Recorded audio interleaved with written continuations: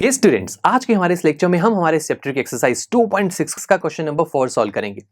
इस क्वेश्चन में हमें एक इक्वेशन गिवन है that is 3y + 4 divide by 2 - 6y is equal to -2 divide by 5।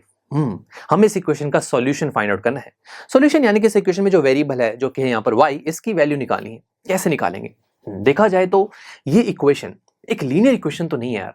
क्यों? क्योंकि लीनियर इक्वेशन में तो वेरिएबल्स हमने हमेशा न्यूमरेटर में देखे हैं, बट यहाँ देखा जाए तो इस इक्वेशन में डिनोमिनेटर में भी वेरिएबल है। तो यानी कि इस डिनोमिनेटर को किसी तरीके से हटाना होगा, मतलब इस डिनोमिनेटर में जो वेरिएबल है इसे न्यूमरेटर तक लेकर जाना होगा ताकि ये इक्वेशन एक लीनियर इक्वेशन बन जाए और फिर हम इसे सॉल्व कर लें। कैसे कर सकते हैं?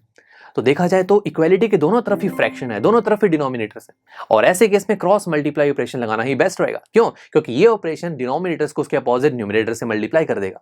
ऐसा करते ही जो 5 है उसका अपोजिट न्यूमरेटर 3y + 4 से मल्टीप्लाई होगा और 2 - 6y - 2 से मल्टीप्लाई हो जाएगा। ग्रेट। और ऐसा करते ही जो डिनोमिनेटर में वेरिएबल वाली पूरी एक्सप्रेशन था वो अब न्यूमरेटर में आ चुका है, और यही हम चाहते थे।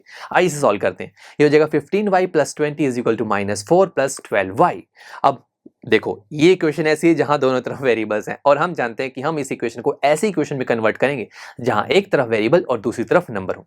तो आप किसी भी साइड के वेरिएबल को दूसरी तरफ ले जाइए। लेट्स से मैं 12y को दूसरी तरफ ले जाता हूं, तो ये हो जाएगा 15y + 20 - 12y is equal to -4। अब ये जो लेफ्ट हैंड साइड में नंबर है इसे दूसरी तरफ ले जाइए। ये हो जाएगा 15y - 12y is equal to -4 - 20।